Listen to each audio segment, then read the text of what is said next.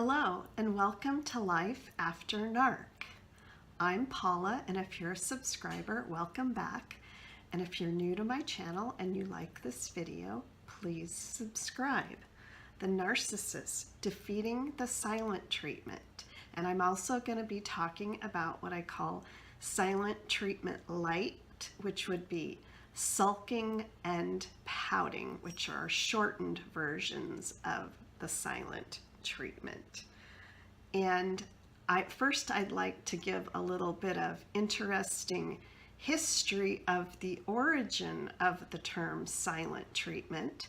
This originated, and this is from Wikipedia, it originated from the prisons in the 19th century, from prison reform in 1835. And it was considered a treatment and a form of punishment, and it was used in prisons as an alternative to physical punishment. And it was believed that forbidding prisoners from speaking and from calling them by number instead of name and making them cover their faces would encourage them to reflect upon their crimes. Now, my ex-narcissist spouse was not one to give long-term silent treatments, but I have some friends who are still in relationships with narcissists that are unable to escape the relationships because of age and financial situations. So I will be discussing that second, but my ex-narcissist spouse loved to give what I call silent treatment light, or the pouting, sulking type that would last for a few hours. And in fact, this was the very first ever thing that I was subjected to in our marriage, the very first red flag. And what I mean by the very first red flag that I ever received was we got married so quickly. I met him online, and it was a long distance relationship, and we didn't even move in together right away because we lived in different states and I had to sell my home and my children were still in school. So we only knew each other for 10 weeks when we married. And I came up to visit him. He had custody of a 17-year-old son and a 6-year-old daughter, and I had 3 children. So I was visiting him, and my children were with their dad, and his children, the oldest had one mother and the youngest had a different mother, and they were visiting their mothers. And I was going to cook him dinner. The problem was I couldn't, and his house was immaculate because he had a housekeeper, but I couldn't find any pots and pans to cook the dinner. And he lived in this house that overlooked the Puget Sound. And it was a 3-bedroom house, and it had an unfinished basement. Well, this 17-year-old son lived in the basement. So I'm like, where do you think your pots and pans are? And he said, oh, they might be in the basement.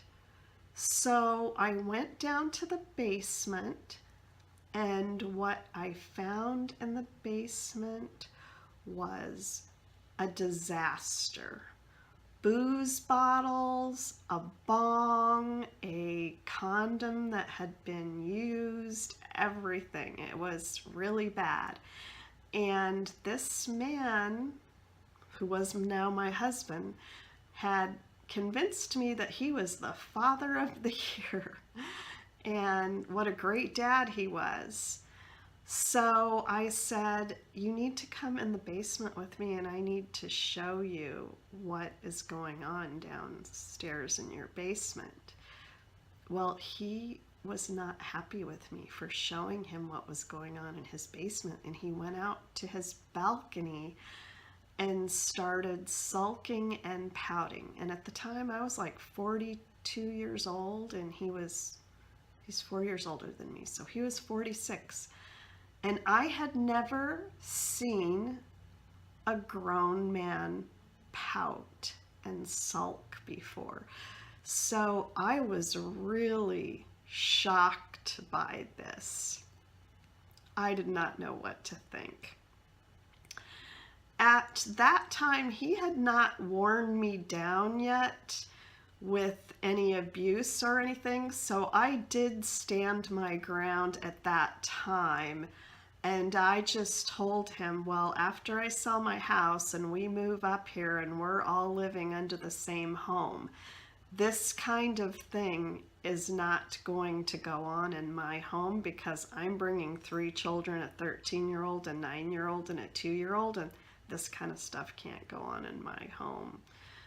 But I was shocked that a grown man would sulk and pout, and it was quite surprising to me. And that was the first red flag I ever had, that he wasn't who he said he was, and that I was bringing something to his attention that he didn't want brought, and that was his reaction.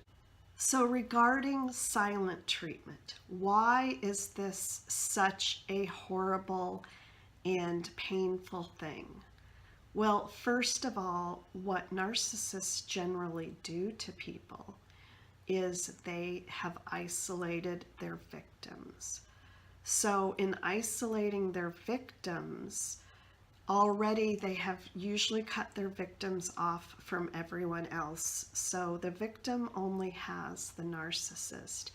And then by employing the silent treatment on them, they are further punishing them. So they are letting them know that you have said or done something wrong, and I am not going to tell you what it is. This is a very, very immature and childish behavior. So how do you defeat this behavior? The real only way that you can defeat this behavior is by ignoring it. And what you really need to say to them is you let them know. You have to say to them, let me know when you are ready to talk about this, and then come to me and talk to me. But until that time, I'm not going to talk to you about it. And then you have to go on with your day or weeks or months or however long they're going to do that, and ignore them. You need to develop your own hobbies and your own things and ignore them. You need to develop your own support systems, and that means if you don't have money, then you can go places like the library, check out books, do your own hobbies. And I know from experience, they will ridicule your hobbies, because that is what they do. They try to make you feel bad for doing your own thing, but you have to ignore that. My dear friend cannot leave her husband for financial and other reasons. She's elderly and just cannot afford it. So this is what she does. She has developed outside interests, friends, and hobbies. And when her husband does the silent treatment on her, she goes off and does her own thing. Now she has had problems with him stalking her when she does this. So I suggest you go different places. And another thing that I strongly suggest you do if you are stuck in a position where you cannot leave this narcissistic person is that you go to your cell phone carrier and you change your phone so that they cannot track you. You get that GPS tracking off your phone. Do not make your movements or your tracking predictable so that they cannot follow you. And that is how you defeat them in this. But the best thing you can do, if it is all possible, is to get away from this person. It is a very immature and childish behavior because they don't know how to act like adults. They are stuck in childhood, unfortunately.